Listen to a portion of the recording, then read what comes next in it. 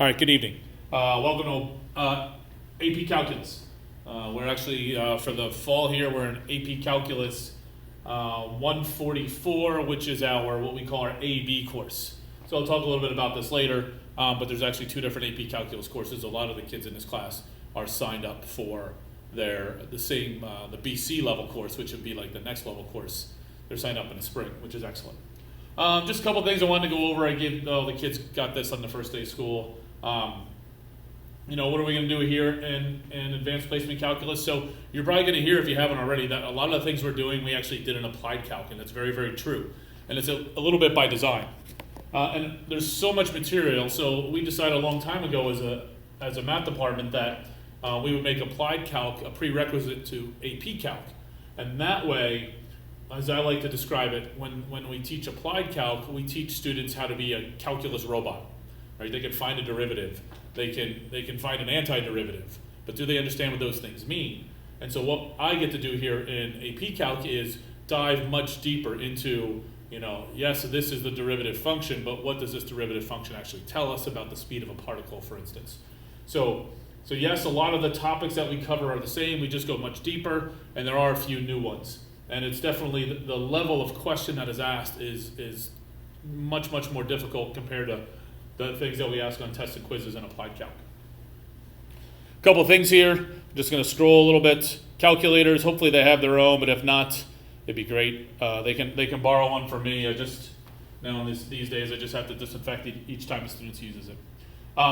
Assignments. So I've already told them the list of questions that they should know how to do. But I actually, with only a couple exceptions, I generally do not collect homework.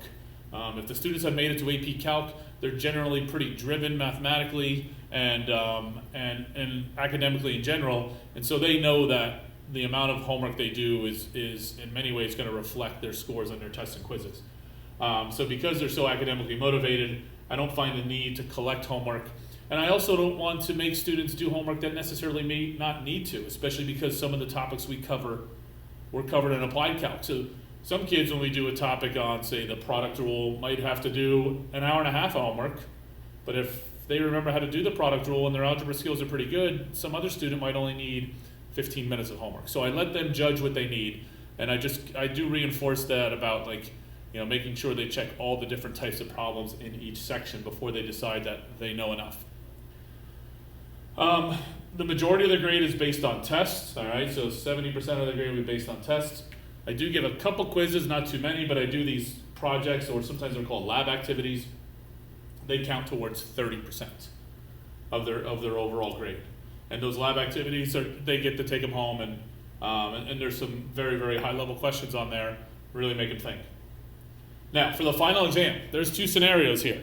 There's the traditional one, where students are not going to take one of the two AP exams. Okay, now they only take one. All right, I'll get into that later. But if they're not going to take the AP exam, or their overall grade is below 80%, then they have to take the final exam. If they say they are going to take the AP exam, and then that makes life easy, then kind of their reward for putting themselves through the rigor of an AP exam is that they don't have a final exam in this class. And it's something we started doing a number of years ago, and it's worked really well. It's gotten a lot of students to take the test. A lot of them take the exam and do well, and they test out of Calculus 1 if they took the AB course. And if they take the next level course and they get a high enough score, they can actually test out of Calculus 1 and 2 in college. There is a little caveat in here. I've figured out that you can't tell me in January when this course is over that you're going to take the AP exam, so I don't give you the final in January. But if once May comes around, if you don't take the AP exam, sometime in May, I'm going to hunt you down, and I'm going to make sure that they take the final exam. It's happened before. 3 different students have had to do that in the past. You can, if you want to, take both. That usually doesn't happen too often. Okay, a couple other things here. Not too much. Grades are in Power School, as always. Additional help. This is kind of a big one.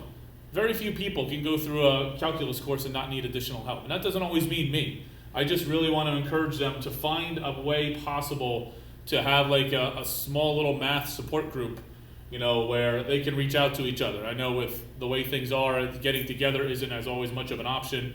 But I have seen students that are in the same class together start to form those relationships, and I'm encouraging them to also do the same thing when they're home, whether it's through FaceTime or whatever they think is the best method of trying to work together despite the fact that they're not allowed to be together. So that's that kind of syllabus page that we always give. And then let me just transition into my back to school night document here. So I already talked about a couple of these things. There's actually two of these classes. There's a class block 2 and a class block 4. This class right now is AP Calculus AB 144. Again, in the spring, many of them will be taking AP Calc BC. So, and that just obviously raised things to another level of difficulty. But students typically, students who take the BC class and exam typically do better than students who don't take the second calculus class. They tend to do better on the exam.